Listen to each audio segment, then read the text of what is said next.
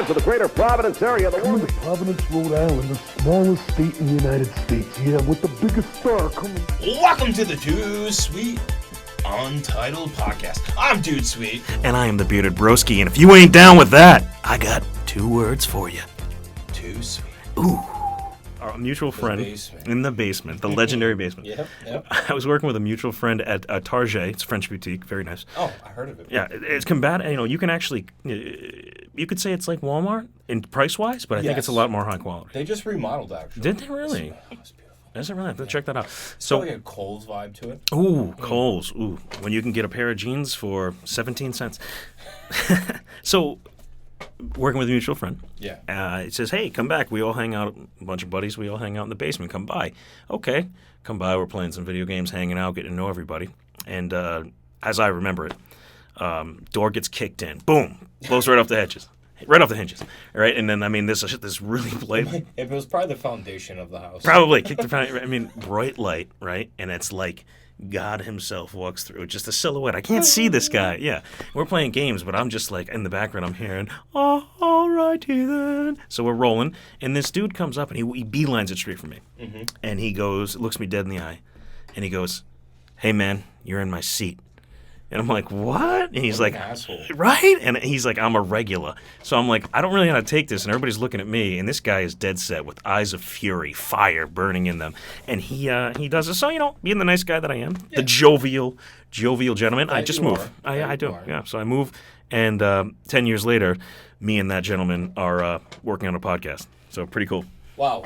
Talk about, like, things just flash forwarding and coming back to life. Absolutely. The time and era that we're in. We were just talking about on our way over here how we're at Black Sheep, which is a great establishment. Absolutely. Fun place. Free plug. But we were talking about how it's one of the biggest weeks in wrestling history. 100%. So you have the new Raw, you have AEW tonight, you have NXT tonight, the wars begin again, and now you have SmackDown moving to Fox, and the purpose we're here, which we're going to get into, is beyond wrestling. Mm-hmm. But you talk about those years ago, I would have never thought we would be here tonight talking about situations like this. See how it's low? That's fine. And, I mean, as we get closer, you can see that. But yeah. And you can edit that as we go. But I think it's just this fucking place. Well, more importantly, though, like you said, with Beyond Wrestling, because you'll edit all that out. Well, Beyond, it's not just Beyond. I think what really... It's funny because there was at least 10-year gap, but we really didn't see each other. So, yeah, right. Like I left for the Navy. I was gone for about 6 years. Jeff, you moved to Texas for a while. I moved to Texas, yeah. And then when I came back in 2012, I think you were on your way back up to Rhode Island. I say around that time frame. Right. So to try to put a timestamp on it, you know, you went in what? So 2006, we all graduated from high school. I graduated in 2004. I'm a little bit older. Really? Yeah, a little gray beard. I forget that. Yeah, a little bit older. Yeah, and then, but so I left for the Navy in 2007. So when I came back, and that's probably when I started wrestling. Yeah, because you started wrestling. You were talking about it when I was getting ready to go. Yeah. And then I've now seen the just a quick shout out. Check out Shia Shabo or the Canadian Destroyer on the YouTube. The Canadian Destroyer. Oh my God, amazing! What a shame it though is to not get off topic, because this is going to happen a lot. We are going to get off topic a lot. Happens. ADD, ADHD, whatever you want to call it. These days, I don't even know what they Great call stable name, by the way. It is actually. That'd be great. Just saying. But no, I did my senior project on wrestling, and then I got into it. You went to the Navy, but going back to the basement, what were the words that still ring true? Every time we run into somebody, or we tell them how we met, even my girlfriend, your wife, we tell them how we met, there was the famous words. Yes, I'm a regular. I'm a regular As here. Bright lights came shining in as Jeff Shaver walked through those doors. It's true. Andreas was playing video games. BA was yelling, "I'm BA, motherfucker." I looked over on the dirty-ass table with some marijuana remnants. Derek in the other room, what the fuck? I said, famous words, "You're in my seat." It's very true. I'm a regular here. Very true.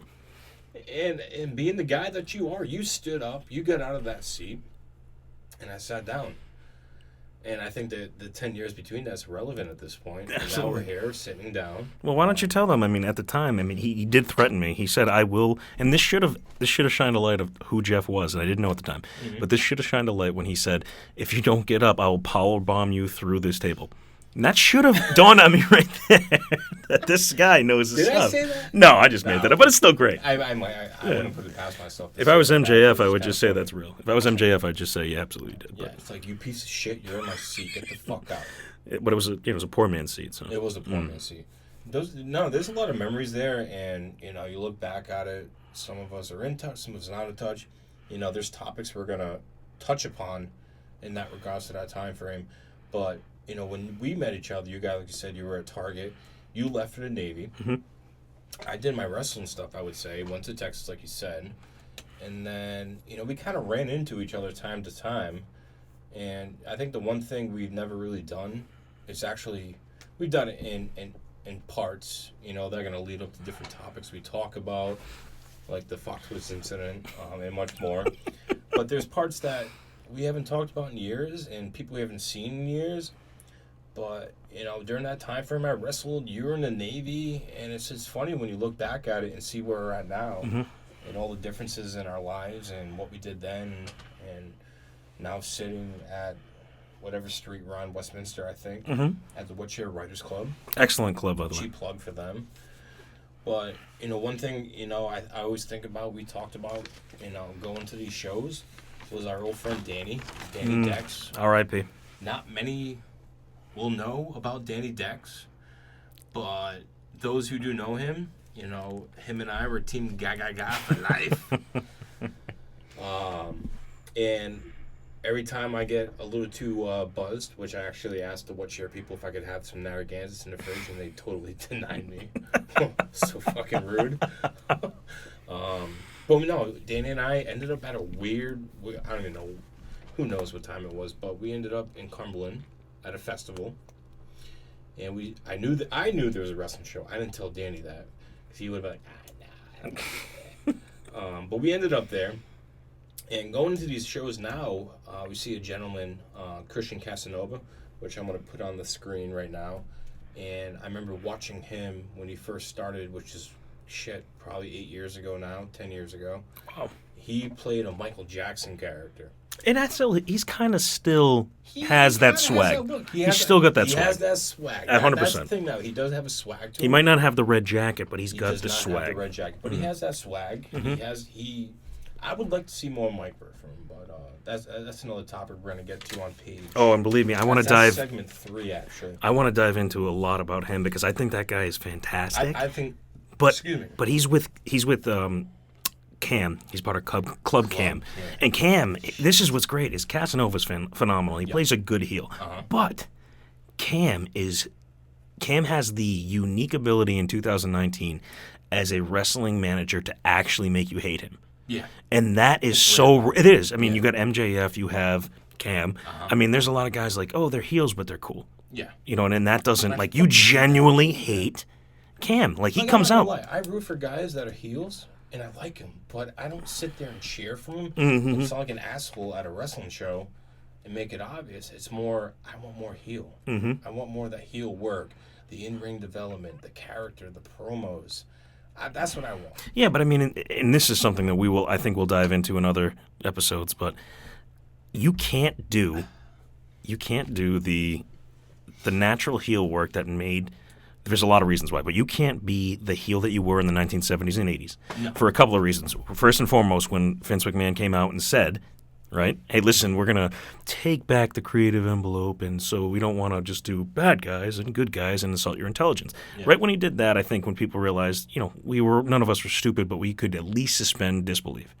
I think that's kind of went out. We all know now. Yeah. After you're 8 years old, 10 years old, that listen, this is the people are working together to make a story, and that's great. Yeah. But the general hate tends to go away because we know you're playing a character. And I think that's the thing, man. It's like, in our day, we actually fucking hated people. We hated people. We hated Bob Backlund. We hated Mabel. It doesn't matter who it is, but we actually hate now these days. You know who I hated? You're not going to like this. Who? The Bret the Hitman Hart. How the Want to know why? And I loved it. He was amazing. He was, right? But he was a guy that he was MVP. You know what that means? Most vacant personality. You know when he first became like really but when I changed, my whole opinion changed when he actually became angry. Right? When it was like anti-American and all that, and he was against Shawn Michaels and Stone Cold, because then you went, oh my God, like this dude's got it. He really did.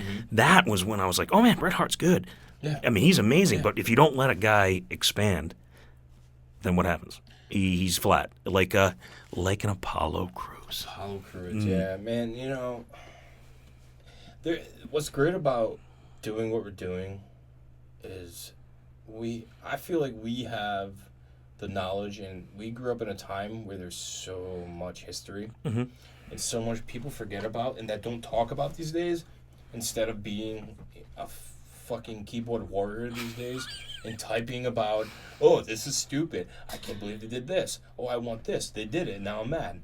Which I'm going to have a rant at some point in this show, but things have changed, and one of the main purposes I want to do was talk about what we see, the independent wrestling, and how it's grown, and the opportunities that are out there for other independent wrestlers that I didn't have in the 3 years that I did it, give or take, or a couple months. But the industry's different now.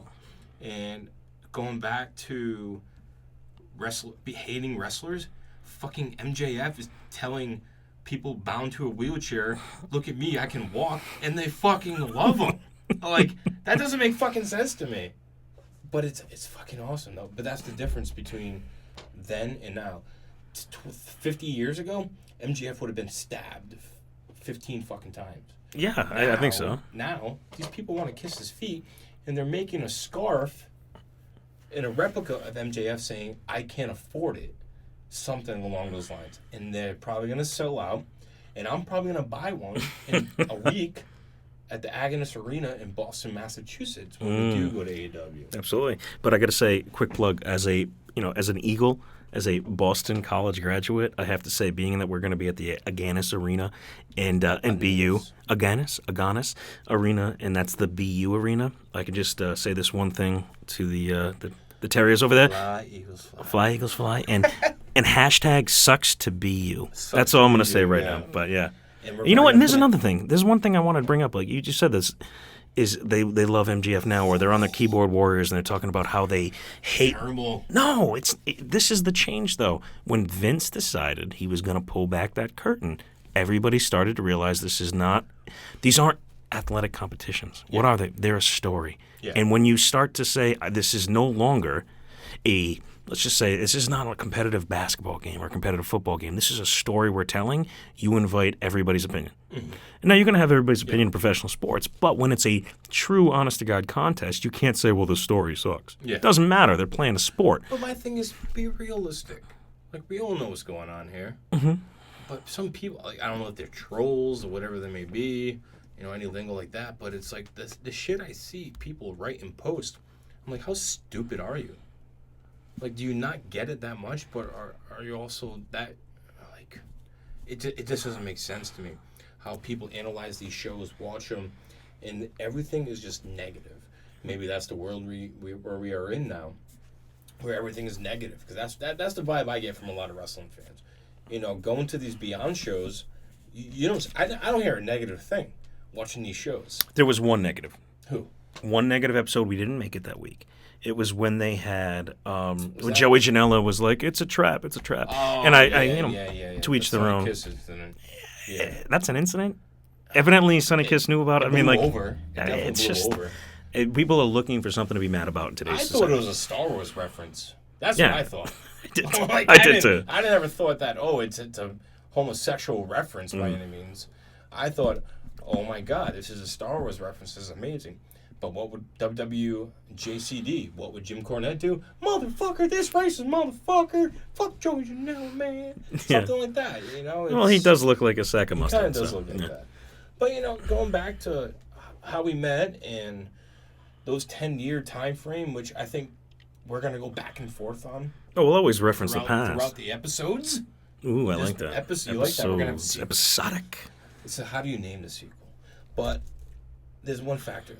We lost touch. We did. How did we lose touch? Like, how did... I think you touched it. I went to the there's Navy. that You went meme there. out there. It's like, you never know. Mm-hmm. It's like a Hallmark card. It's like, when was the last time you hung out with your friends you didn't know you hung out with your friends?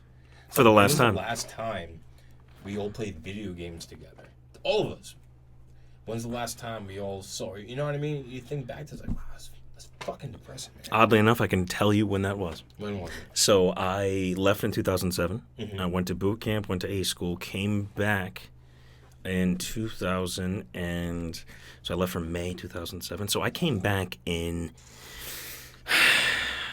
2008, maybe. So about a year later. You had the party at your parents' house? That was when I left. Okay.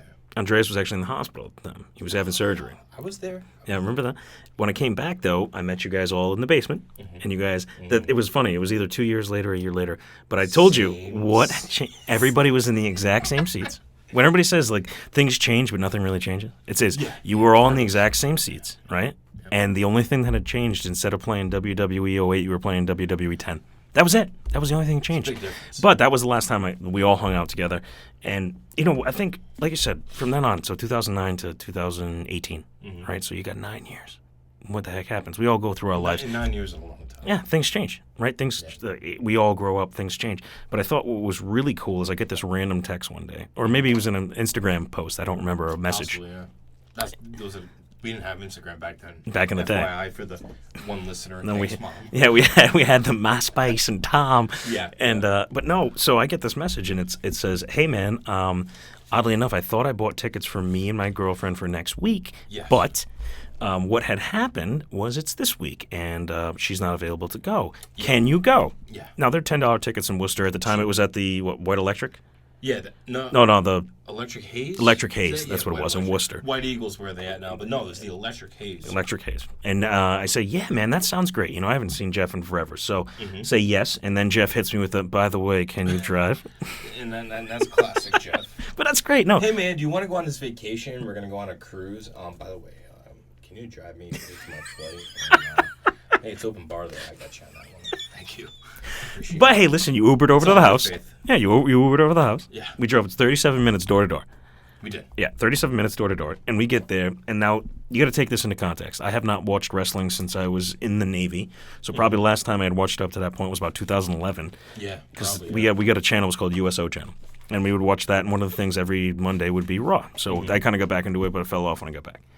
And, life changes, whatever it may be. But Jeff brings me to this. And the first match that comes out is Filthy Tom Lawler and the Meat Man, John Silver. Oh. Right? And real quick, before we get into this story, I'm going to add something in. Mm-hmm. The Meat Man, which his name is John Silver, I can't even look at my phone or anything because I'm recording, but I think it's at John Silver or something like that. We'll throw it up. I think at that moment, when John Silver came out and Ryan saw that 5'8" Meat Man, Ryan was like, I'm fucking in love. I fucking love this guy. And John Silver's actually one of our favorites now. We saw him at Patty's on the Beach for All Hands on Deck, and we shot the shit with him for a little bit. And he was actually a really nice guy. It was fun talking to him. Very humble guy, too. So CZW heavyweight champion. Let's not forget that. The dude goes. The dude goes. It's unbelievable. Chicks dig him, dude. Chicks dig him. But, yeah, man, I remember that. Those are the first two guys that came out. And you got to set the mood. You got to set the mood. Yeah. You got a couple of Gansets in us. Couple Gansets, And at the time, and Jeff completely destroyed my keto diet with the Gansets. I've been doing great. 30. It's the season 115. That's what Meat Man comes out, and it's John Silver, and he is, he's a jack dude. Yeah. You see him, but I'm like, okay. And then Filthy Tom Lawler comes out, and this is the first match, mind you. Semi-familiar with Filthy Tom Lawler. Well, he's a UFC, he's a legitimate MMA he looks like stud. a legit badass. I'll kick your fucking ass. Absolutely. Yeah. But he comes out to the New Kids on the Block hanging tough. So I'm in. I'm sold right there. I am the biggest boy band guy there is. And he's rocking it. He's getting after it. And when they come out, though, I'm like, okay, cool, independent wrestling. First things first, I was expecting to see guys who looked like me, which is about 5'10", 215, no muscle tone whatsoever. These guys are in shape, they're good, and then they get going. Athletes. They look like $1 million. Oh, 100%. And then they get going. And these dudes, you got to think, they can go, man. They kick each other, and I thought there was a kick that that Filthy Tom Lawler gave to Silver, and I literally thought he kicked his heart through the back of his spine. Yeah. It was, and that's when right then and there I went, oh my God, Jeff, thank you. Yeah. This was when I was, and since then I don't think we've missed more than 2-3 shows. I'd say so. I think going back to it, man. I hadn't seen it because I follow a bunch of different shit on Instagram because I'm a big wrestling guy. I got some stuff I try to do, which I'm gonna plug later.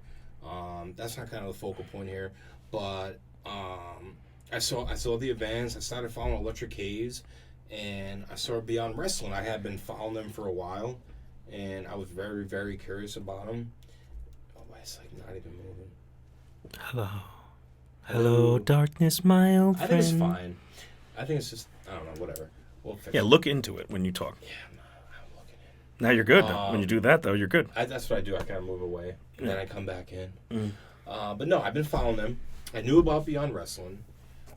There were pieces I didn't know about that over time, which we started to figure out and put people in certain positions. But I was like, fuck, I really want to go to these shows. It was every Wednesday at the time. And I had just left my job. I actually quit my job to pursue more of stuff like this. Oh, and if you don't think that we're going to dive into that, we will absolutely dive into that. This is just episode 1, baby. Oh my God. This is just an overview. Yeah. This is filter oriented, so people actually possibly listen. We don't piss off everybody. But no, I bought the tickets because primarily at the time it was I don't remember his name anymore. It's Sean Spears, but what was he in WWE? My God, Ty Dillinger, dude. 10. That's what's so great about wrestling now is that Sean Spears has made such a name for himself. I can't remember his WWE name. I still say Dean Ambrose though, but no, Sean Spears was booked to work Beyond Wrestling at Electric Haze, and I saw him like, oh my God, WWE guy, I gotta fucking go. I'm like, and I saw he's wrestling. Working with Orange Cassidy. I'm like, I have no clue what Orange Cassidy is, no idea, whatever. So I buy the tickets, and like you said, I thought they were for the week after. So I'm like, oh, let me buy these. These are gonna sell out. I bought them the week after, and I was like, oh shit, these are fucking tomorrow night. And I looked at my girlfriend like, I know you don't want to go. I was hoping she would say no, but you can't go. She's like, no, I can't. Yeah, so I was like, fuck.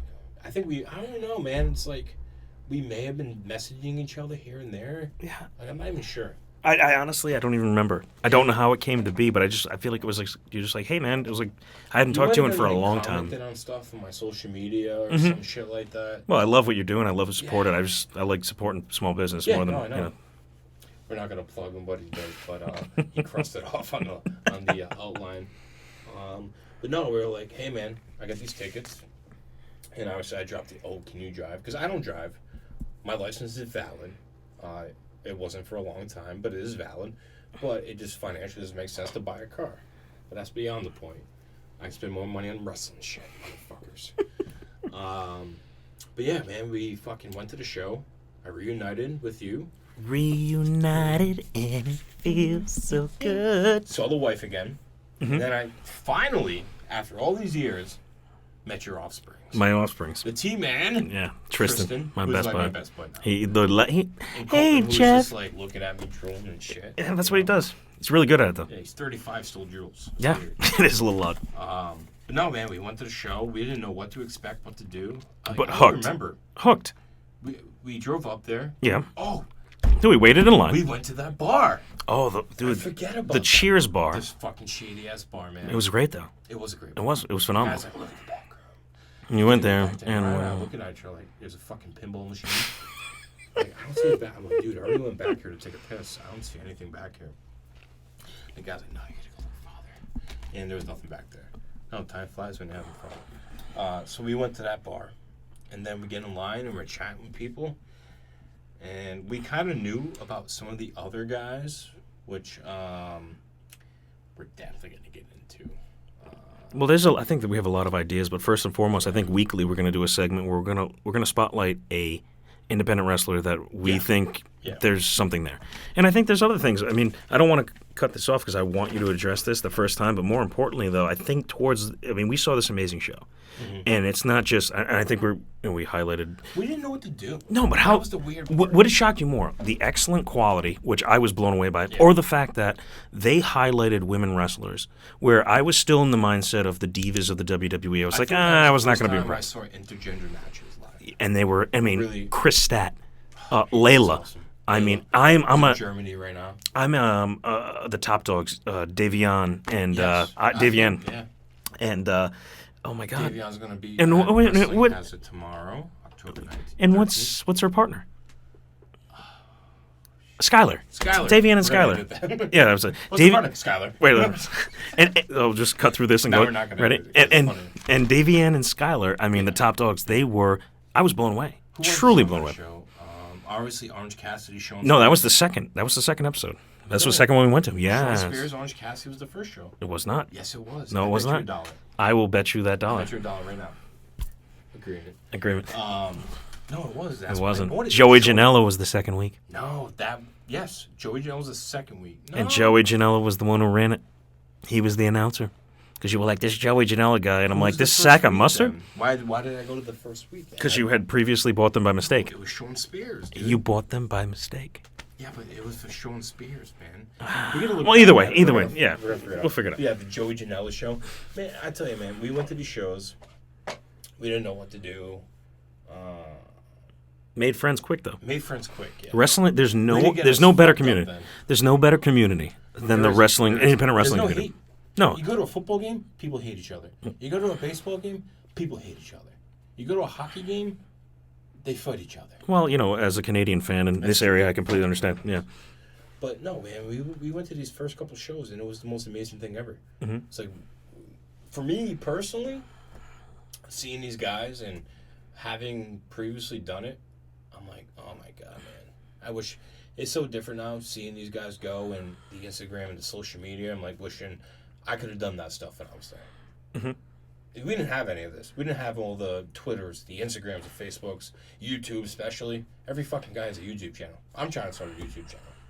But these guys are so ahead of their time now, and even their in-ring work, it's like they have such a connection with the crowd that made us feel a connection with the crowd and then the wrestlers. Guys were like, he's kind of okay. Now I fucking love him. Guys were like, oh, this guy's great. I fucking love him. I'm like, he's okay. See, this is where, and there are times, and I'll admit this, but I love, there are certain guys that just stick out to me as old school dudes. Mm-hmm. And I say old school, and I tend to go back to the 50s, 60s, 70s, 80s. Yeah. I love what Tully Blanchard and the Four Horsemen did.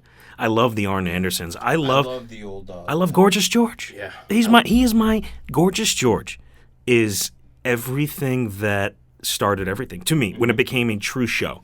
Go back and watch that guy. Yeah, it's fine. Go back and watch him and and Jeff just broke the mic.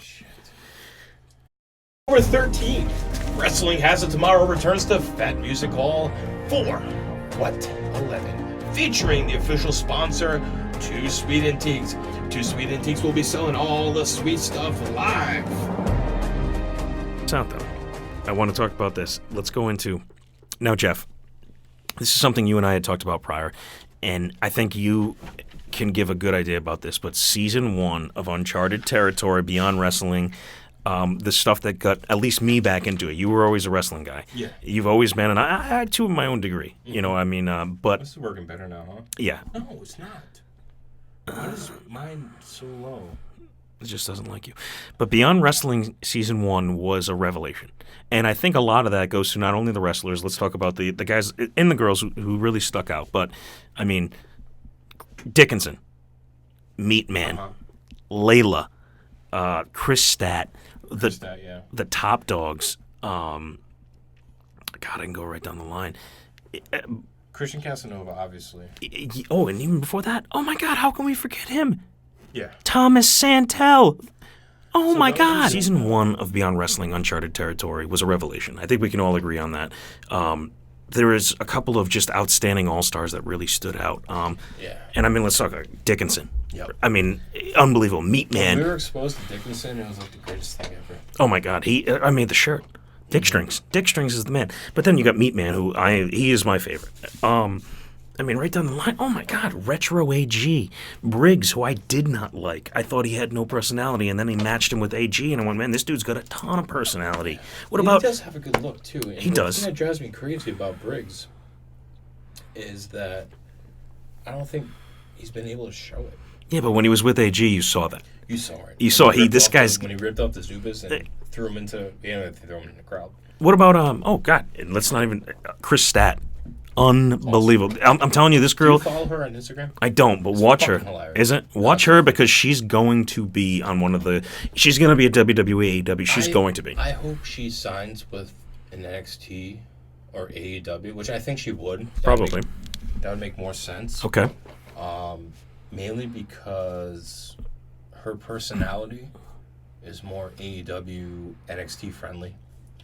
They will let her be her. Well, they. I don't know if you ever get to that point. Maybe NXT, but yeah. But even Skylar and Devian. I haven't seen them in a while. Towards the end, they didn't get. I didn't see them a lot, but I was loving the Top Dogs. Tweeted them all the time. They were really, really, really good. The other part though that really. I mean, oh God, the first independent wrestling shirt I bought. Who was it, Jeff? Solo. Magnum K9. You're not I'm a huge Solo fan. I think she's amazing, but I think you are far more of the. You were definitely not her biggest fan. I think you said she could. Yeah, he's calling me out on that. Honestly. And that's okay. I think this is the whole point, right? We want to say the differences. I talked about it. I was like, she's cool, she's fun, but there's just something that doesn't connect with me. Is it now? Let me ask you this: is it because this is an independent show, and afterwards you get to meet these people as human beings? It's like Skylar, Davian, and I'm probably butchering. Yeah, but I'm probably butchering. I think it's Davian, but maybe it's Davian. Okay. I'm butchering it either way. But like, you get them after a show. They're they want to interact. They're very good. You even get Santel wants to interact. Chris Dickinson, he sticks to himself, but he'll talk to you. He'll hang out. Dude. Yeah, he's a cool dude. Yeah. I would eat a Chick-fil-A with him. 100%. Yeah. Meat Man, he'll talk to you. Shoot, he's a good dude. Solo definitely seems to keep her distance, and that could be for whatever million. That could just be her, man. That's fine. Get that part where a lot of these. And it's probably weird. She's been doing this a long time. You got a lot of weird dudes. So I get that. No, I know, and we've also probably had like 15 White Claws by the time we beat them. But no, the whole thing with Solo is that she's awesome in the ring. She does a lot of things. There's just, in my personal opinion, I'm not putting her down. There's just a lack of connection for me. Mm-hmm. You watch a lot of these guys, girls on WWE, for example. It's the same shtick every week, right? They hit their spots, they hit the camera. I just want to see something different from her. It's the same thing to me. I haven't seen her in a while. She was at the Foxwood show, which we don't even probably remember that match. I do. When she won the feast over Kenny. Kenny! The now extinct. And we will address. We're not going to only talk about feast. We're going to talk about the Foxwoods. We're going to talk about American Rana. Yeah. That's in. We're going to talk about. That's actually next segment. Jeff, I'm going to talk about how I met the Rock and Roll Express. Had beers with him while you were in. Nuts. Awesome guys. Awesome guys. LAX, we met those guys. I met them too. And MDK, nice guy. MDK? When he's not out there Yeah, no, and he's not out there murder, death, killing people. He's a pretty good dude. He's actually a really nice guy when he's not murdering people. So as season 1 continued, we went to the shows, and then they moved to White Eagle. Mm-hmm. And then we started the phase of, let's get some food beforehand. Mm-hmm. And we had some pretty shitty food. I was expecting pretty good things. You sold it pretty well, but... Yeah. We brought the wives. Mm-hmm. The wife incident. So we decided to bring my girlfriend, your wife. Mm-hmm. Okay. Which was fun. But I think it was a little bit too much for them. Yeah, they weren't. Yeah. And then we spent way too much money at Hangover Pub. Yeah, /broth. Shout out, don't go there. Yeah, I know, right? Probably get sued for that, It's really whatever. Confusing. They're not going to sue us. Or will they? No, I was kind of let down by that because we're big food guys. I'm in the restaurant industry. You're with an administration. But we wanted to go somewhere new. That's why, starting tomorrow, we're going to change it up. We're going to get some 40-ounce White Claws. Ooh, I I'm love going it. to make some Dirty Dickinson sausage and peppers. Oh, yo, sausage, how you It's doing? going to be so good. But I brought the wives, it was good.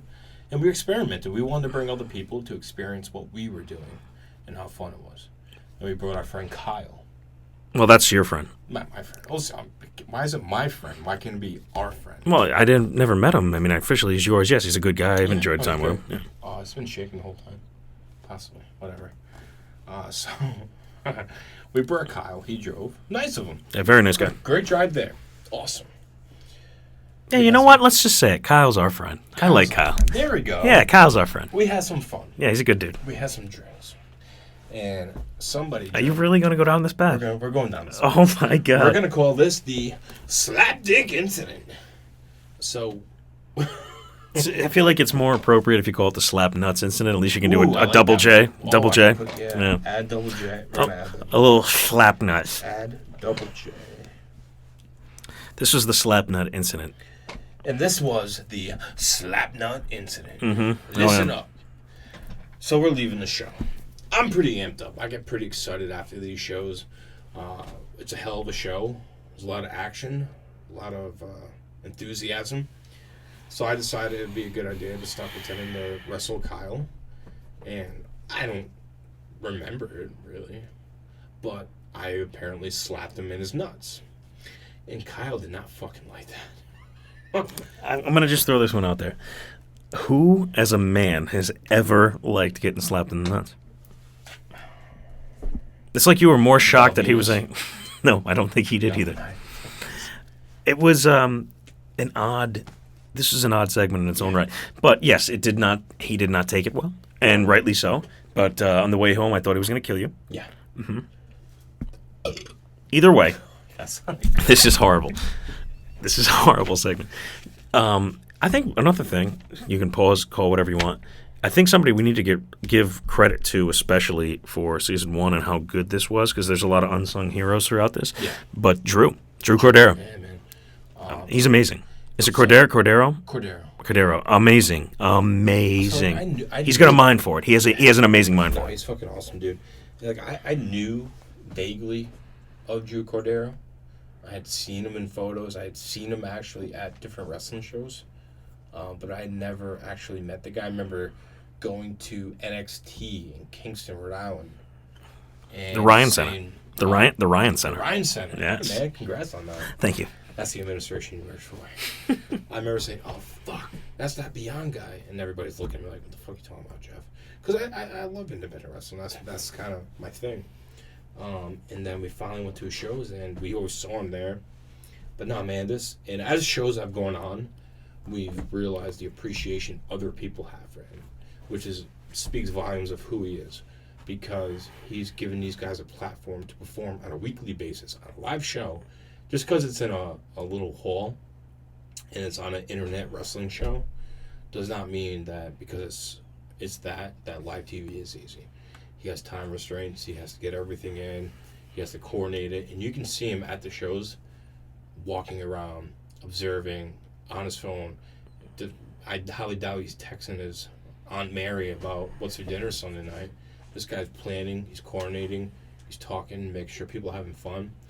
He does not say much, but the few conversations I have with him, he gets his point across, and I think he generally cares about the workers he has on his show, and he generally cares about the fans. He wants to put out a good product every week, and that's what the fuck he's doing, man. And it's just gonna get better tomorrow when Beyond Wrestling is at the White Eagle. Oh, I can't wait. Season 2. Cannot wait. I mean, we're ecstatic for that. But Yeah. you know what really jumped out to me, and call me ignorant, but seeing him. Anyway. Seeing MJF at with the Patty's Beach Pub there. What was it called? All hands on deck. All hands on deck. Seeing MJF there, and the guy's incredible, but having him talk. fucking awesome. Oh yeah, but when he is who he is. Yeah. But hearing him talk about, listen, I know Drew Cordero is poor, and I don't like him personally, but I thank him. And I gotta get his shit in. Yeah, but he was very much appreciative of the fact that he got a consistent And that's not the first start time there. I've heard that. No, you hear it from Wrestling everybody. shows. Hear it from everybody. I mean, listen, talking to these guys after the show, which is one of the things I enjoy most, is getting to actually see these guys and talk to them and these girls for that matter. It's truly, he's created an environment. And listening, I mean, a lot of them, talking to guys saying, this is the best independent wrestling, and they go all over the country. Yeah. And saying he gives us the best platform, Yeah. it's the best environment, and I think it's the most enjoyable. And that's the thing is it's fun for us. Well, as fans, I love it. I am ecstatic to hear they're coming back. God, I don't know how many wrestling shows I've been to, independent shows, but I want to come back every week, as do many other people. Like I know the Worcester crew. They're ecstatic. Oh, we were a little man. devastated to hear them coming back to Worcester, but Man, there's so many awesome people at that show. You have the Suck Me crew. Those guys rock.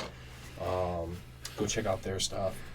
But there's some other people, which I'm bad with names, man. But we've met so many people there. well, I know Andrew and his wife who gave me the mustache cream. When That's do you pretty- get mustache cream? You don't remember that? He just gave me. He's like, "Hey, Why man, the fuck do you get mustache cream? look at Like, this thing, dude. look This at- thing curls I up haven't pretty given it to crazy." you, man. No, you have a beard. I have a mustache. Here's a stash. Here's a stash. We're gonna add A mustache. 14 A mustache. Now we all must say mustache. mustache clip. But either way, the season 1 was fantastic. I think none of us can wait. We are so ecstatic to see what season 2 brings. No, I'm genuinely excited. But with season 2 coming, man, there are some questions about if the Bearded Broskis were going to be at season 2.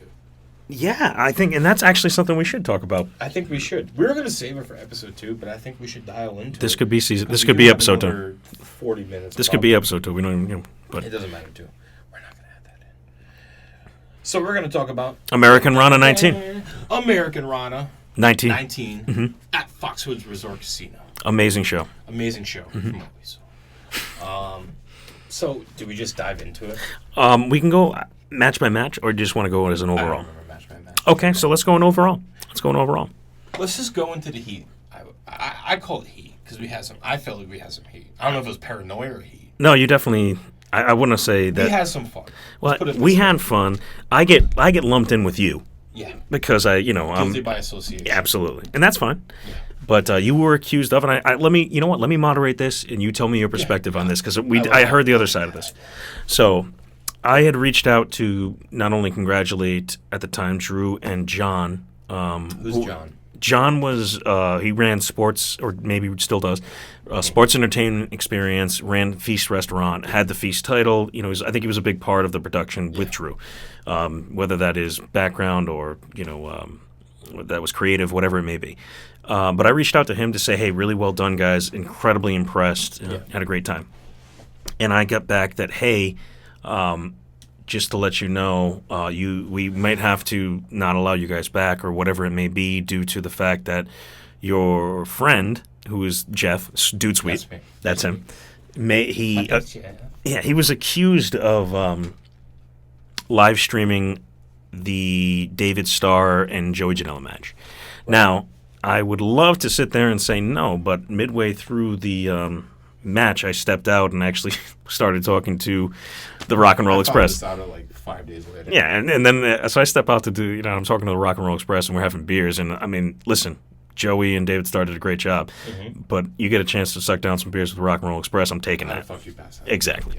So I'm out there. So I don't know this, but I want to defend my buddy, and he's got a ton of pictures throughout the match. So I'm thinking he didn't just sit there and do this, but I go, you got to talk to him.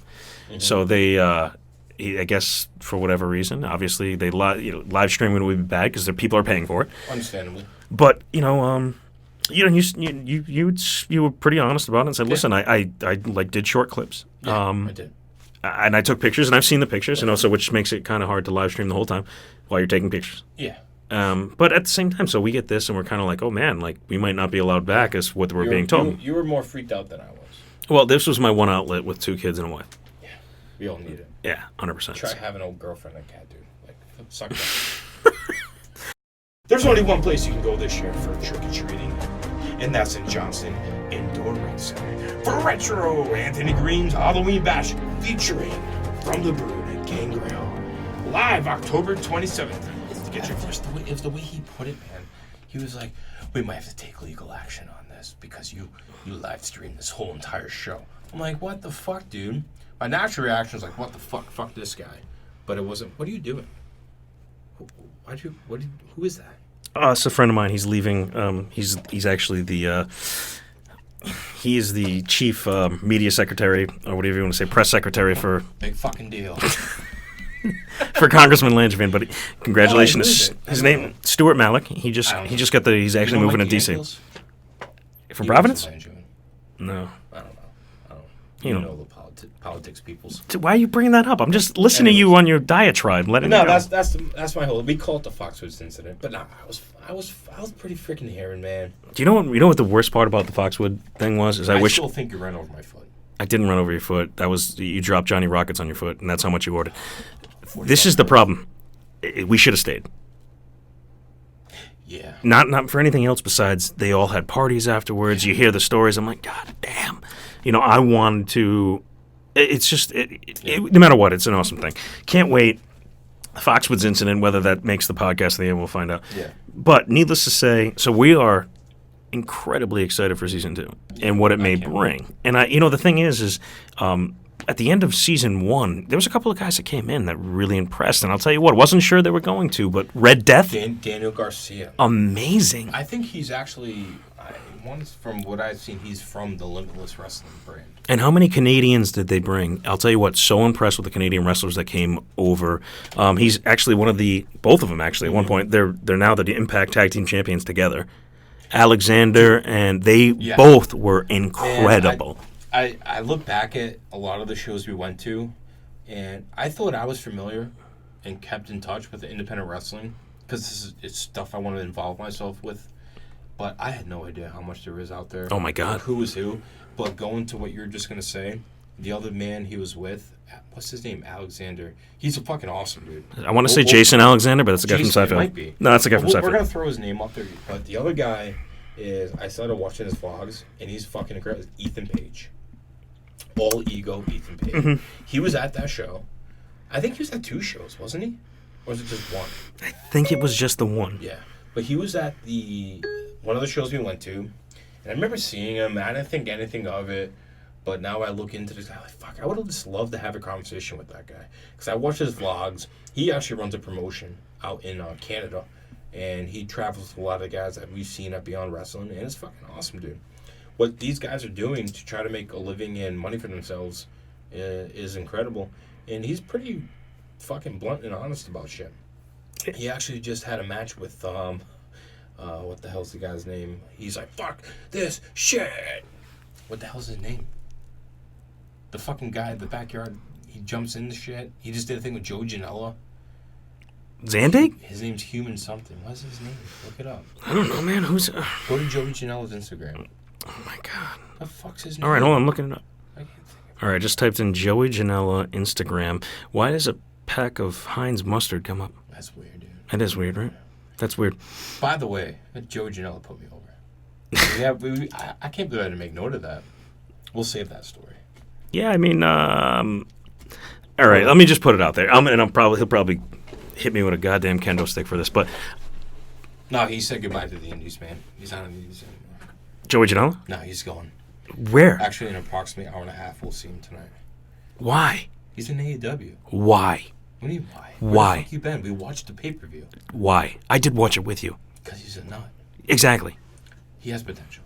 He has potential to die. That guy's a psychopath. He's gonna die. All right, how about this? We watched him with John Moxley, right? And you know what I got out of that? And you know what? And I said this to you immediately. Didn't belong in the same ring with him. And John Moxley's not a guy where you go, that's a technical master.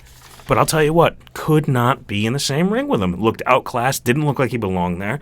And he does crazy stuff, and that's all good and plenty. Like Zandig made him, and he did too, because, I mean, obviously the dude almost died. But, I mean, I don't know, man. There's something about him. He has people's attention. What is the guy's name? It's going to drive me nuts. Human something. What? You got Ethan Page, Josh Alexander. Those are the two Josh Canadians. Alexander. Josh Alexander, I bought his shirt. fucking awesome. Canadian strong style. That's my dude. So I think he worked a show, and then the following week, Ethan Page worked a show. No, Ethan Page worked it in probably 3 or 4 weeks later at the White Eagle. It was the White Eagle. Because we saw 2 at the Electric, and then they went to the Eagle. You're right. So, yeah, so... But that's the great thing about Beyond Wrestling. You know, we're going to get off topic here. It's our first episode. We're a little excited. We had 2 proclamation tendrils, but you can go to Warwick, Rhode Island, and visit the brewery. But no, we're going to get off topic. But that's the great thing about Beyond Wrestling. is that you see these guys But we need to stay on topic. and girls Yes. that Men and women. That we see on a weekly basis, bi-weekly, whatever it may be, one-offs. But 6 months later, you're like, holy shit, I saw this person at Beyond Wrestling. And that's what Beyond Wrestling is known for, is putting a map out there for those who aren't as well known, I guess you could say, because they have such a big following and such diehard fan bases that people, they get their attention. Yeah, do you know who we haven't even talked about, too? And this is, like, he's a staple. You know, not just Dickinson and Meatman. AG. Retro AG. Yeah. The nastiest mustache you ever seen, the greatest mullet you ever seen, and the finest He's of doing some finest, great things, man. finest of finest honeys. Finest of finest the honeys. Platinum Bunnies. The platinum bunnies. The platinum honeys. Is it bunnies or honeys? Honeys. I'm pretty sure it's They're honeys. definitely gonna have that. The Platinum Honeys. Oh, my How God. great are they?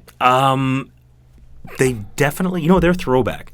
They're a throwback That's to just the old great school about them. manager. And they do a little wrestling, but they're definitely Yeah. a throwback to the old school manager. Yeah. You know, they're a throwback to the Sonny. They're a throwback to the Terry Runnels. They're more of a throwback, and they can go. And they're starting to get more involved. Absolutely. No, They do some Retro good AG, stuff. man, he's fucking awesome, dude. Would you He's got say a good that- look. He's young? Would you say he FUQs? What? Would you say he FUQs? I would say he fucks. I would think so. Sorry. A. G. What's also Fucks. awesome about Anthony Green is, I don't know if you know, but 01 Northeast. Anthony Green is actually running shows for 01 Northeast. If you're not familiar, 01 is a promotion in Mid-Atlantic, maybe? Could be wrong. But, anyways, Anthony Green is running Halloween Bash October 27th, Johnston Indoor Rec Center in Rhode Island, featuring Gangrel. I was just gonna say, man, you gotta talk about the vampire. The Are we going to vampire. the show? Yeah, we're gonna go, but we're gonna talk about. If you're gonna talk about Gangrel, you have to talk about arguably one of the greatest themes of all time with the Brood, and then arguably a guy that destroyed his mystique Do. within 1 second of opening his mouth, destroyed all his mystique. Jesus. What was that? And it's so funny because you go back in the WWE, look at them in the they're doing documentaries and all that, and they talk about, well, Edge, that's where you saw he would start. Dude, he was horrible in that interview too. Horrible. They Edge were had- wrong. no. Horrible. Even when he was first able to cut promos, he had nothing. But no, man, Retro Anthony Green, he's doing some really freaking cool things. He's got a great gimmick. He has great merchandise.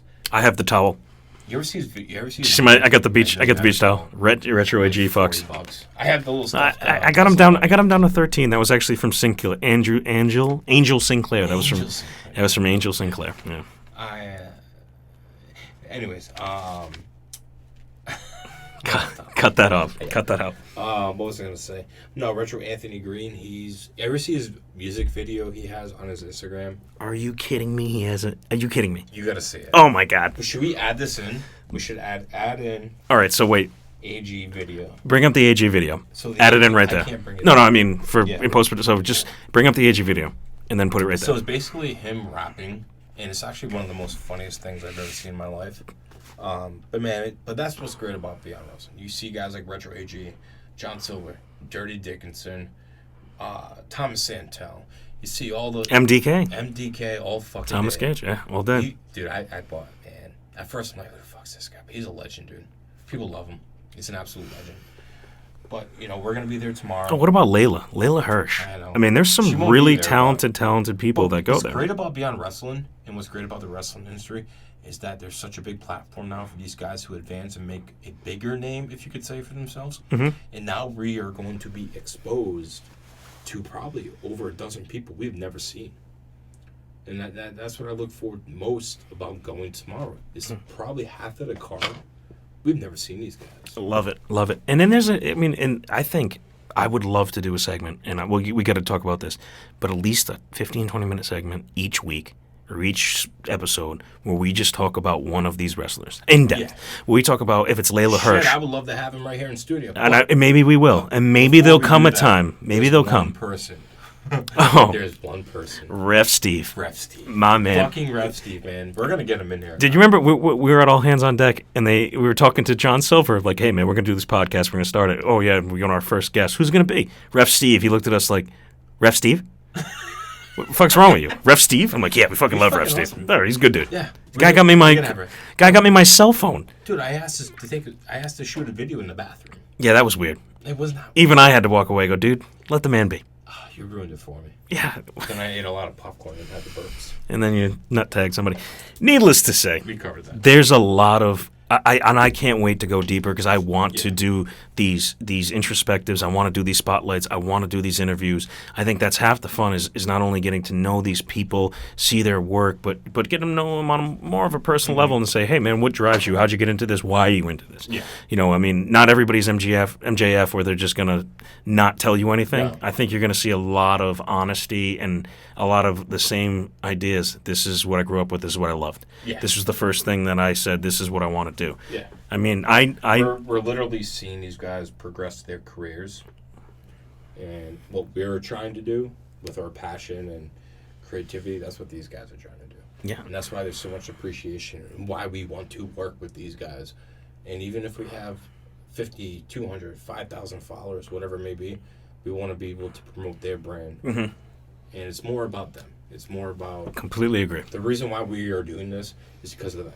And I think it gives us an outlet to enjoy. Like, we love, and it's just us talking. Fucking love it. But there's half the time, like, we're just sitting there talking. We're like, man, like, and I know it's not just the people at the White Eagle. I knew it wasn't just the people at the Electric Haze. I know it's not just the IWTV fans. There are people who are seeing these guys all over the country, whether it's Limitless or somewhere in California or CZW, and that's People don't it. realize that. And that's it. We're seeing these guys in a different light, Yeah. and and getting to share that and say, "Hey, what did you see over there? How did you see them? How are they portrayed? How are they holding themselves compared to what we're seeing over here?" That's what I love. I love that, and I think that we're going to see more and more is these characters that they've created are going to. They're going to go over into. They're going to hold over on these characters into AEW, into NXT. Yeah. You're not going to see. Kevin Owens become a goddamn doink. You're going to see John Silver, the Meat Man, being John Silver, the Meat Man. People are themselves at these shows. There's guys that have these crazy gimmicks. Who's the cockstrong guy? I don't even remember that guy. Oh, my God. That's kind of funny, though. It was, though, but he's a crazy gimmick guy. But these guys are themselves. They're making waves for themselves.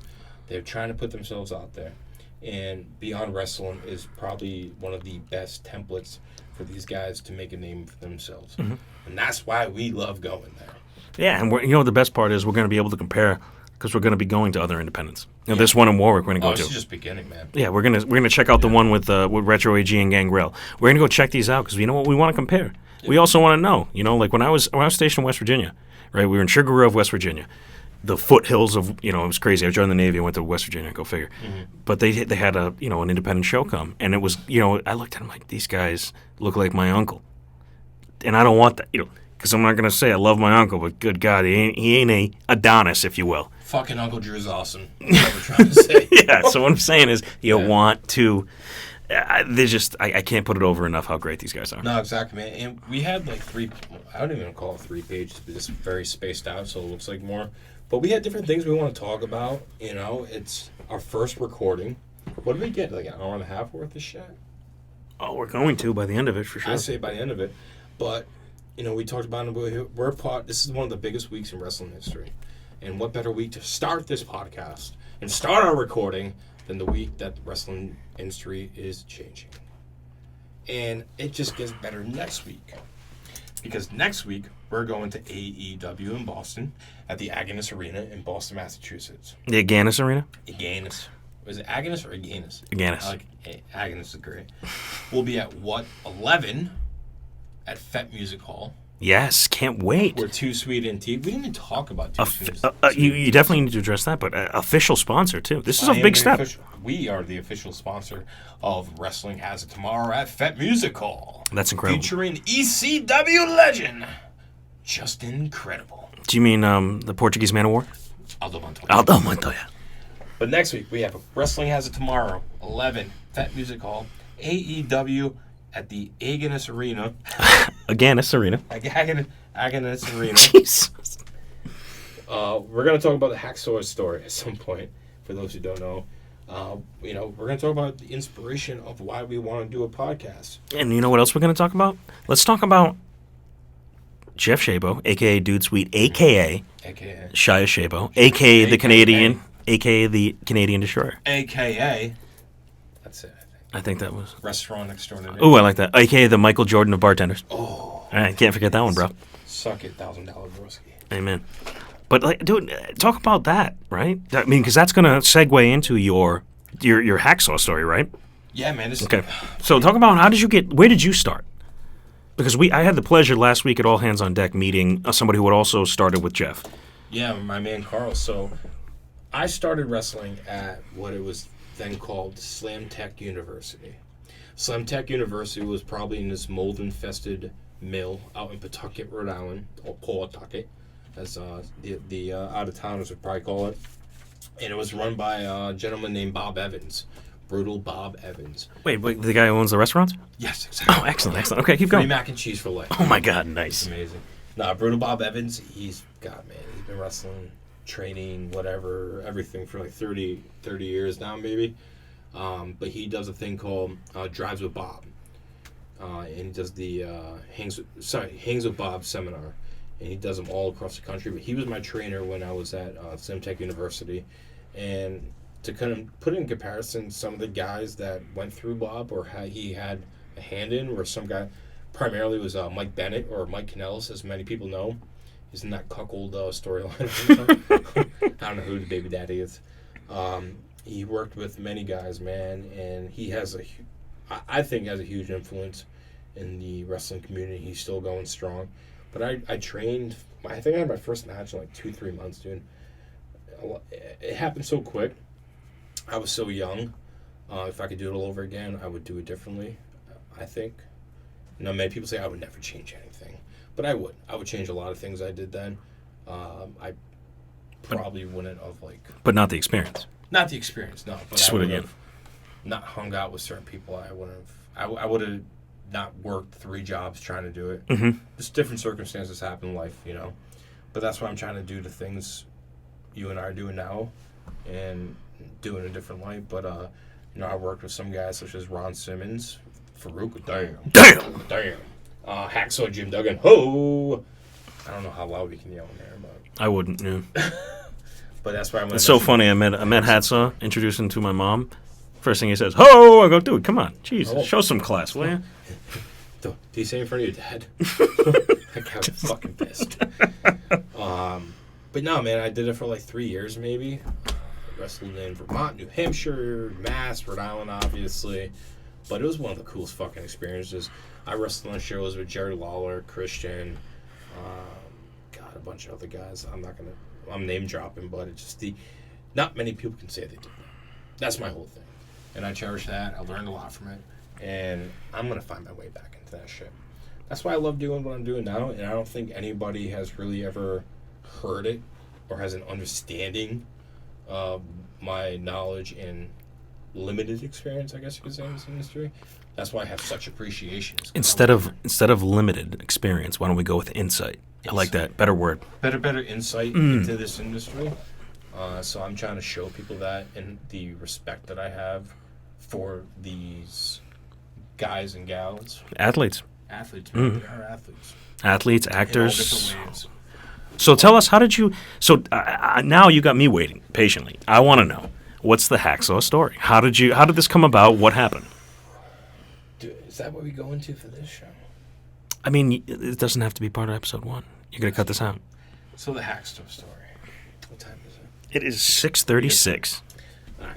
So when I was wrestling, I was tasked with picking up a lot of the wrestlers, picking them up from the airport, driving to the shows, hotel, whatever it may be.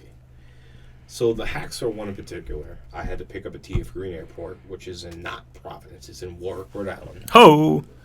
For those who don't know or do know. Or care. So here I am picking up Hacksaw Jim Duggan. I'm 19 years old at the time, maybe 20 years old. I don't remember at this point. But I'm saying this, I'm picking up fucking Hacksaw Jim Duggan, dude. It's like, I grew up on this guy. Oh, dude, you brought his 2x4 for him. I had to deal with the shit of him in WCW when he turned Canadian and cut his hair and became a drunk. It was the weirdest fucking shit ever. Don't you talk about Canadians in an ill manner, sir. Fuck. I love Canadians. But no, man, I pull up to the airport, TF Green Airport, and there's Hacksaw Jim Duggan. Now, I just don't, just because I'm picking him doesn't mean there he is. the guy was pretty freaking obvious, man. He's standing there with like a raincoat on. He's got a top hat, and he has a newspaper. Guy's standing outside of Terminal 6 with a newspaper in front of him. I'm like, oh, gee golly, there's Hacksaw Jim Duggan. So I go ahead, open the door. My name's Jeff. Gets in. My name's Jeff. My name's Jeff, my little Nissan Altima. And there's Hacksaw Jim Duggan getting into my car. I remember most of the conversation, but we were driving to, I believe, Somerset, Mass. No, it was Plymouth, Mass. What am I saying? So we're driving to Plymouth, Mass, and we know that we're going to Plymouth Rock. So Hacksaw Jim Duggan goes, Jeff, you want to stop at the gym? So we stop at the gym. Hacksaw and I do some cardio and lift some weights. He actually paid for me to the $10 fee to like burn gas or whatever that day was. I think maybe Cole's gym. Hacksaw, we leave the gym, does his thing. He goes, Jeff, you want to eat? I was like, let's eat. So we go to McDonald's. Hacksaw buys me some McDonald's. I think I had a crispy chicken sandwich or some shit. Eat McDonald's. Then we get in the car. He's like, hey, Jeff, are you any bud? Like, no, man, I don't. Like, you mean like buds? Like we're buds? Like oh, real, like weed. like weed. Cannabis. Cannabis. A little bit. I'm like, Shiki, baby, I can find you the weed. No, I was like, no, man, I can't find you weed. He goes, fine, okay. I was like, drop me off at this liquor store. He's like, drop me off here, drive around, and come back. I'm like, okay. So we stop there. He comes out with a brown paper bag and a little pint ski of vodka. I think it was like Uncle Karkov or some shit. So he gets in the car, stop at Cumberland Farms. He's getting one of those 89-cent large big gulps, and he proceeds to pour the whole bottle of vodka in there. Then he goes, let's stop at Plymouth Rock. So we stop at Plymouth Rock, find a place to park, and we're kind of walking around, do the whole sightseeing. And there's this little, you know how you go on a boat, there's like that wooden plank, whatever. You can kind of... No, Jeff, I was in the Navy for 6 years. I don't know what you're talking about. So what it is, so we walk up to it, and there's the water, and we're kind of just standing there. And to me, at the time, dude, I'm like, this is so fucking weird. Like, I'm with Hacksaw Jim Duggan, I'm in Plymouth, everyone's yelling ho at the guy. And here I am, I wasn't like an over mark about it, but I'm like, this is just so fucking weird right now.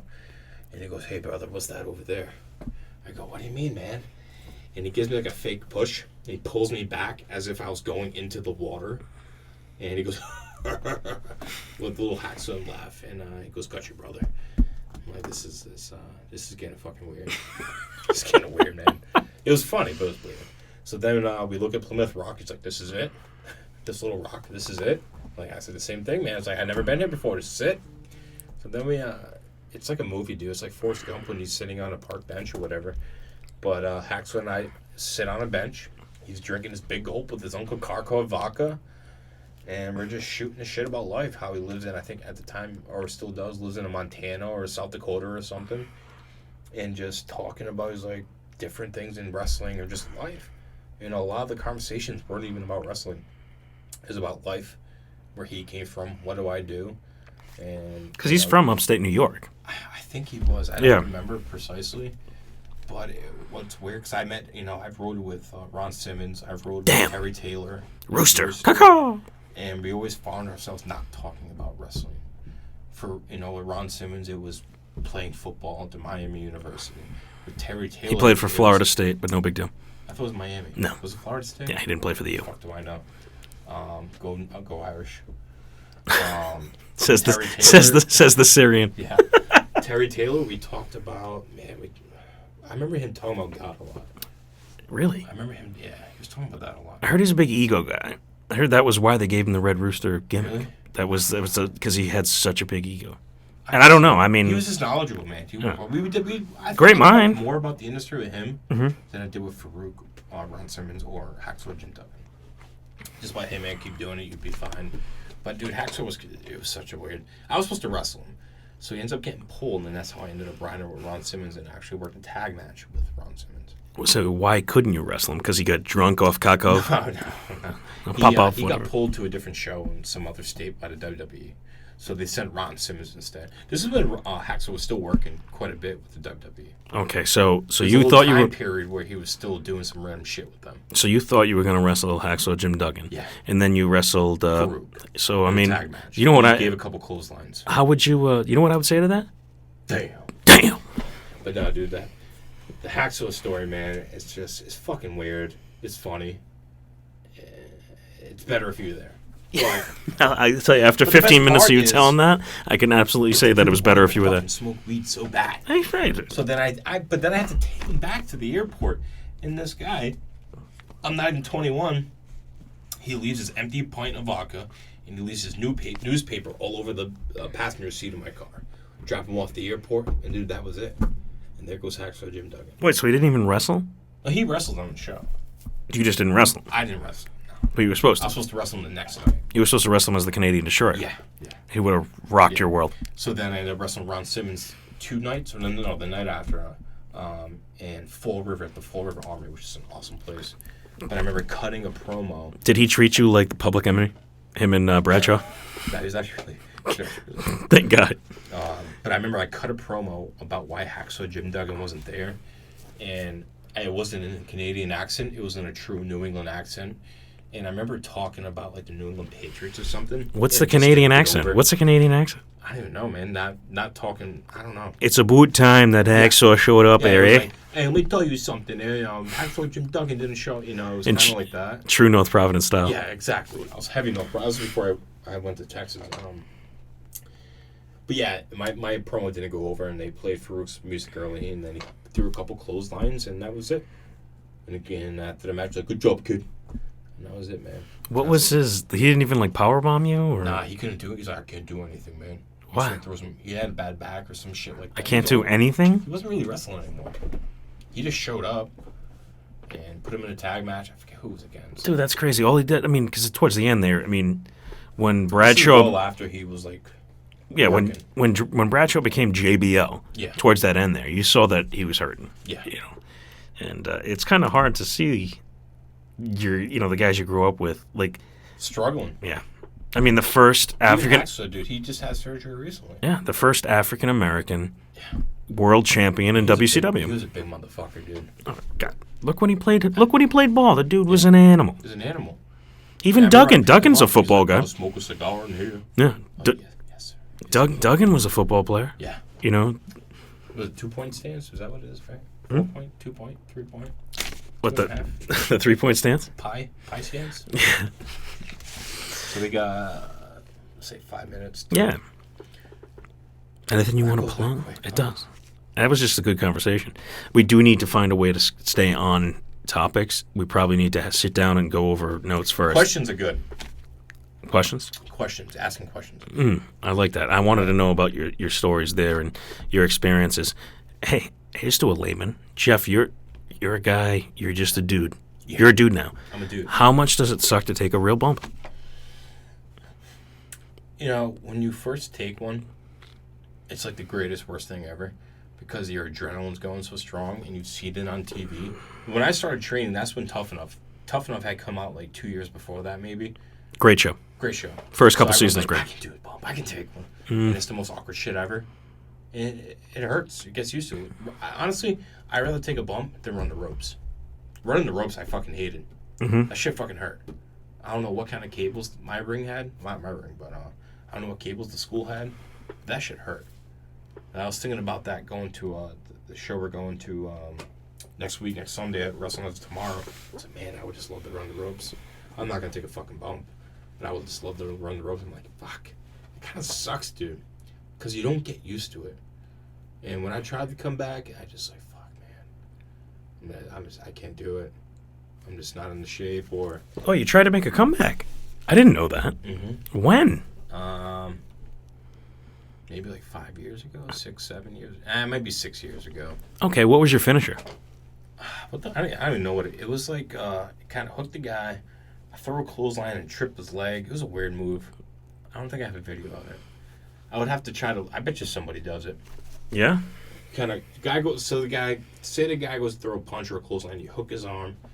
You sweep your leg up and your arm back, And it's like a weird takedown / leg sweep clothesline. Interesting. It looked good if you did it right. Depending on who took it, it looked good. Yeah, because I mean, it sounds like what Jake the Snake used to do, where he'd pull you back and then do a clothesline kind of. But I know what you're something talking. like that. But what do they call that? Like an MKO or something? I'd probably make some bull like the. So that was your move, huh? Fucking death clothesline or something. Nice, very nice. No, man. We'll probably talk more about the whole wrestling stuff and. Why don't you talk about what is Too Sweet Antiques? Too Sweet Antiques. So I came up with Too Sweet Antiques on a whim because I saw people selling like vintage wrestling stuff. So I'm like, motherfuckers. I have a bunch of wrestling shit, and I was big in the antiques, not just wrestling stuff, like sports memorabilia, the whole nine. So I'm like, shit, man, I would love to do this. Like, let me see what I got. So then I'm like, I'm gonna start a business. I love wrestling. I love collecting shit. And I was trying to find a different outlet to some other shit, which we'll touch upon a different time. But I was like, I'm going to call it Too Sweet Antiques. Literally came up with Too Sweet Antiques. Because Too Sweet is just a wrestling thing. And I was like, every time I see something, I'm like, oh, that's fucking sweet, dude. That is too sweet, man. And I was like, Too Sweet Antiques. Nobody had the name. That works. Instagram, Facebook, Googled it. Nobody had the name. So I started Too Sweet Antiques. Pornhub. Never. Nowhere. It was nowhere. So Too Sweet Antiques, I bought like a $20 generic shit logo I made on like Wix or something like that. So I made the logo, started an Instagram page, and I posted some like shitty pictures and videos. And I kind of did it for like a few months, and I was like, I can stop doing it. I kind of just lost touch with it, and I was like, you know what, man? I fucking love doing this shit, and there's so much more I want to do with it. Then I said to myself, I'm gonna get a better logo, which you can actually see on my shirt here, if people are looking at it. And I got more serious about it, dude. I started getting different stuff, started buying more stuff, looking into it more, and I said, you know, man, I can do more of this. I feel like this is my way back into the wrestling business in some aspect. So I started interacting with people more. I was like, my ultimate goal is to go to wrestling shows. Even if it's not selling my shit, but it's getting people's attention, talking about my stuff, and putting it out there. So we started doing that, and then I think at that time we started linking up. So I've been doing it for a year now, and it's been pretty good, actually. I started doing Providence Flea, setting up over there, and now we have Wrestling Has It Tomorrow, 11? At Music Hall. At Feet Music Hall? Feet Music Hall, yeah. So I'll be sitting up there. I'm an official sponsor with some other great brands like Strong Style Brand, High Spots, and some other brands that are on there, which I just don't remember. Or kind of irrelevant to me. It's like a restaurant or some shit on there too. But man, I just this is stuff I loved. So other people love it. So it's more about finding this stuff. Obviously, it's a business, but I try to keep my price. Oh my god, I completely forgot about that. What? Somebody might have bought something for really. Fuck. The Hulk Hogan camera. Who bought it? Did I buy it? I don't know. I hope I didn't buy I it. forgot about it. Well, but the other aspect of so you start Too Sweet Antiques, but this is the thing I think people want to know about. It's not just like you were sitting around and said, "Oh, I'm going to do this." Like you were the general manager of a pretty big restaurant in Rhode Island, and you decided, I'm not gonna follow this path of security and relative something that I'm good at, but I don't necessarily enjoy. So you took a step back. And you said, listen, I'm going to actually follow something I love. And I mean, I think that's more like, that's the human aspect people know. Let's just put it out there. He just said, I'm not doing this anymore. No, I think it hit me. I had been with this restaurant company for 3 years. And very successful. You've done a great job. You turned it around. 2-time award winner, just like my boy Michael Hart. Michael Jordan of bartenders. Michael Jordan bartender. And general manager. Yeah. But, dude, I always found myself trying to incorporate wrestling into restaurants. And with the restaurant I ran, it was a Mexican restaurant. And what goes best with Mexican is lucha libre. So I tried to incorporate that. I had some success with it. And then over time, I just was burnt out, wasn't having fun, wasn't happy. Fuck. You want it? Yeah, I'm not. That's fine. That's actually better. It's not a big deal. All right. Repost it? Yeah. Okay. That's it. One sold for $80. Anyways. Yeah, so I was having fun with it. I did, actually it'll be a year in a couple weeks, was the Day of the Dead event, where I came out in my El Gran Luchador, which is actually like a blue demon. Blue Demon, okay. Demon. But over time, I wanted to do more wrestling stuff, and I wanted to actually have a wrestling show. And the owner of the restaurant company and I got into a disagreement on creativity, I guess you could say, on where we wanted to go for it, and my ideas, his ideas, and it finally clicked with me. Then I said, fuck it. I'm going to go do what I love, and I'm going to run with the wrestling thing. When he said, I don't give a fuck about wrestling. It's a bunch of sweaty men in tights touching each other. I fucking hate wrestling. Stop thinking about it. I don't want you doing anything with it. And at that moment, I said to myself, I love guys touching each other. And I'm going to run with it. And I said, if I can't be me, if I can't be creative, what the fuck am I doing? And there were some other factors in there that I just want to get out of it. And now I work like 35 hours a week. I don't make as much money, but I'm loving what I'm doing. And I'm able to do things like this, where I wasn't able to do stuff before. So. I love it. It's great. No, but you know what? That's the stuff, like, honestly, like a lot of what I do for my career is I get to deal with small businesses and see their personal stories. Now, you know, you could deal with, and I have 50 different restaurants, right? And they could be in the same 50 Italian restaurants. Yeah. And every single one of them has something unique. Mm-hmm. Every story is different. Mm-hmm. So, your route to get here is pretty fascinating to me because, I mean, you have the security, you had this, a good job, but it wasn't what you wanted to do. And, we're getting to that age, you don't have the commitments of the children yet. You don't, this is the time for you to follow that. And I commend it. I looked at too, man. It's like the window is small. I'm like, you know what? I can do it. I can handle it. I can sacrifice for a little bit, and that's what I've been doing. Yeah. We are October, which it's not, May to October is not a long time in my eyes. So I still have October, November, December, so I'm still figuring stuff out. And that's why we started this podcast. And I'm not going to quite announce it yet, but there are some other things we want to do that you and I talked about. A whole different brand that's going to actually be, Too Sweet Antiques will be under that brand. In time, we're going to talk about it once we actually have an idea thoroughly. But we have a general idea. But I like to plan things out. I don't like to jump into it. No, it's not my way either. Like this podcast thing we talked about doing. For a long time? For a while. I've been wanting to do this for a long time. And we just didn't jump into it. No, we went and took classes. And we took classes at what cheer we joined. Yeah, we figured it out. I also nagged him for a whole 2-hour session to get my fucking membership. Oh my God. They just fucking they want to give me a beer. They definitely don't like you. I think they like me. We're doing this right now. It's like, we made notes and shit, and it's like, it's just not easy, dude. It's not easy recording shit, but it's actually fun recording here.